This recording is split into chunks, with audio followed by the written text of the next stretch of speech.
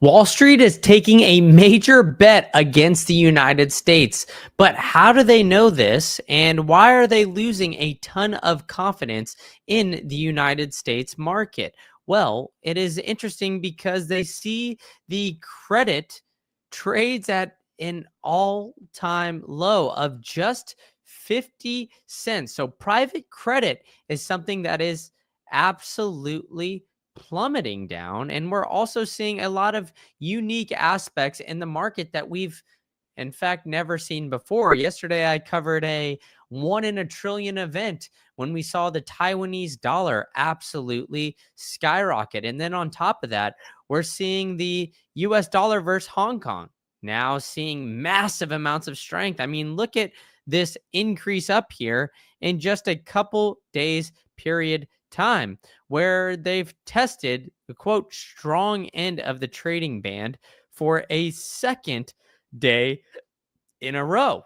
But what is now the banking system starting to do? Well, they're looking at the 6-month credit default spreads. Now, for those of you like myself who was somewhat unfamiliar about what these are and how these essentially can affect these markets, well, if you look at the credit default spreads, they significantly impact the banking sector because of what you're seeing here, right? So the credit default spreads now impact the banking sector by reflecting market perceptions of a bank's credit worthiness and potential defaults. These spreads serve as an early warning of bank distress and can influence investment decisions and borrowing costs. So what have we already seen? We've seen the US government 6 months credit default spreads widen. We've seen early warning signals of the credit default spreads showing early signals. The market sentiment is that they reflect the market sentiment regarding banks' credit risk and their crisis prediction. So there's now, what are the results of all of these? Well, there's increased borrowing costs, investor reluctance, the capital flows changes. It affects the banks because that influences their risk management, regulatory scrutiny, contagion effects. And then it has a close relationship with bond yields. And it's an amplifying factor of a financial crisis. So there's a lot of different things that we see here, right? All thanks to my AI friend over at Google. But if we're looking at that, right, what else? What are some of the other signs that we're seeing? Well, we're seeing consumer confidence plunge to a 5-year low, right? And I've gone over this in a previous video as well, where we're seeing consumers essentially stop spending.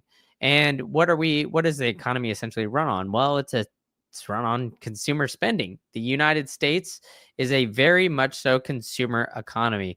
Everybody needs to be watching how the United States is essentially being affected during all of this. And it seems like the consumer is very, very wary of everything. Now, I'll back up here a second because we see that the credit default swaps are now increasing, right? And that essentially shows that Wall Street is very worried about the credit worthiness of the bank, about the overall economy, all of these different aspects. Wall Street's freaking out about it, very worried about it. And so these things are sending warning signals to everybody around. But on top of all of that, right, we are seeing the Dixie still float around the same price where it was. I cover the Dixie every single day because it's always interesting to see the strength of the dollar relative to other fiat currencies. And then what else did we see today? Well, we saw the Fed did not cut interest rates. And it's no surprise that the Fed did not cutting in the interest rate here.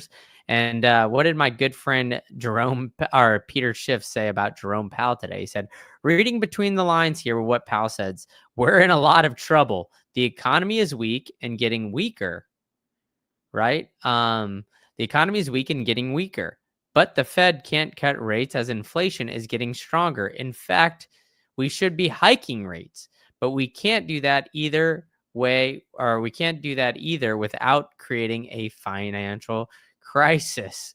So it seems like Jerome Powell and the Fed are in between a rock and a hard place, it seems, on this one.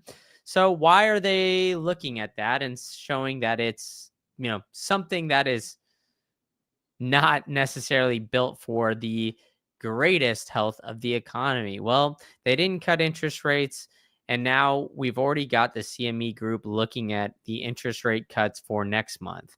And it's interesting because we already see this spiking up to nearly 20% when there was literally a 2% chance for the cut yesterday, about today, right? So now we've increased that chance nearly by 10x as to when we will cut or if we will cut in the summer. And I think that a lot can happen in this next month and a half ish times, month and a week before the next meeting. And I think that this is still something that people need to watch and keep a very close eye on, especially when we see, things like other fiat currencies hitting an all-time high, pushing the strength of the market. When we see charts like this absolutely skyrocketing, right? We're seeing charts tabletop and continue to increase at a rate that we just normally just don't see, right? We normally don't see fiat currencies do that.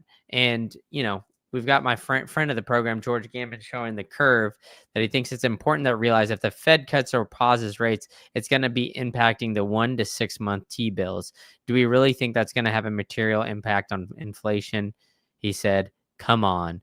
So the short end remains tied to reality of the curve. But let's just say these bond yields need to be honestly watched very closely. I mean, you see the volatility here just kind of based on what we've got here on the left side of the screen, but the bond markets are not necessarily going to be affected when it comes to these different yields, it seems. But everybody's got all eyes on the Fed and what they're going to do, right? So the Fed cutting interest rates wouldn't. Sorry, I'm getting. Fed cut, yeah. So the Fed, there's less than a 29% interest rates cut by June Fed meeting. 1 month ago, it was an absolute certainty. So, the Fed keeps keeps flip flopping back and forth whether or not they're going to cut interest rates. And it seems like Jerome Powell and the Fed are essentially at odds with Donald Trump. A big part of it, obviously, is the tariffs, right? Everybody's worried about it. Everybody's blaming that. I mean, you could really just point at that as the singular issue, but the reality of the situation is there's a lot more underneath the hood, right? We've had massive amounts of inflation. Everything has been essentially propped up, right? You got the gif of the kid holding the basket, or the dad holding the kid holding the basketball who's dunking, right? Essentially showing that, hey, real estate's being propped up by inflation.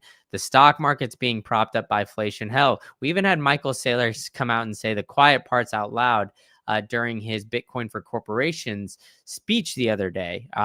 Believe it was yesterday, maybe even this morning, where he was saying, hey, like, look at what we're doing here. We're seeing the overall stock market. 96% of them do not beat the Mag 7. So this entire market, this entire economy is essentially being propped up by 4% of all these corporations.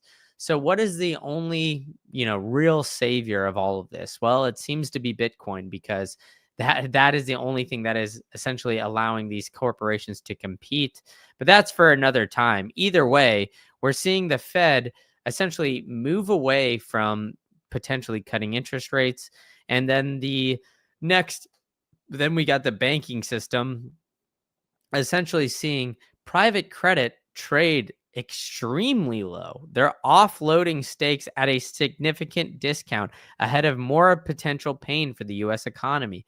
So it seems like everybody's ringing the alarm bells around saying, hey, we are buckling up for something that is going to be very, very deep and, a potential issue here, right? So I think with all of that, we're seeing corporations and the banks alike get worried about the potential of the economy. Wall Street is worried. They're widening these credit defaults spreads here at an all-time rate. And why are they doing that? Well, they're looking at the bank's credit worthiness, the potential for a default, and they're saying this is something that we should not take lightly, because all we've got is all of these potential recessionary risks. We've got a dollar that is not super well suited, that is showing a little bit of weakness. We've got consumer confidence plunging super low. So it seems like the consumer and the Wall Street bros are all worried about the future of the economy. All the while, we got the S&P 500 just trucking along, not doing too bad today. It was up 0.43% today. So we had a positive day here, but we're still down year to date, nearly 5%. But I think that, we're going to start to see an asset bubble that we've never really seen before. That's going to be led by this right here. If the Fed decides to cut interest rates.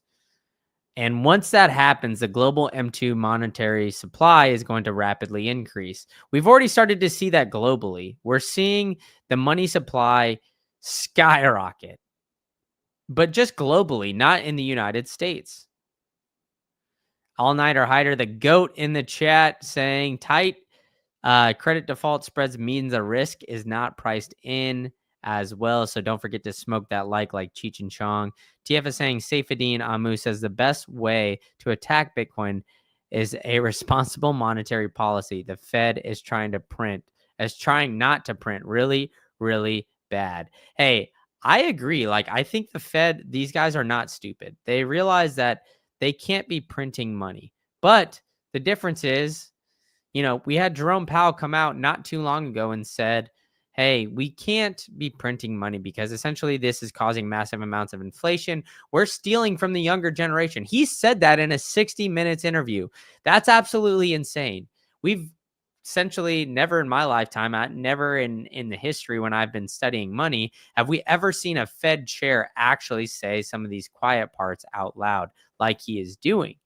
And so what does that all mean? It means that he's sounding the alarm bells, probably for a good reason, probably stating, hey, we've got to watch out for the policies that we implement today because we're going to see a ton of negative repercussions potentially in that future. So I appreciate you guys coming into the chat, all three of ya. Smoke the like Cheech and Chong. Hit the subscribe button with the bell notifications because I'm bringing you daily updates on what is going on in the markets every single day. And thank you, TF and All Nighter Hider, for joining in on the chat. I'll see you guys all at the next one.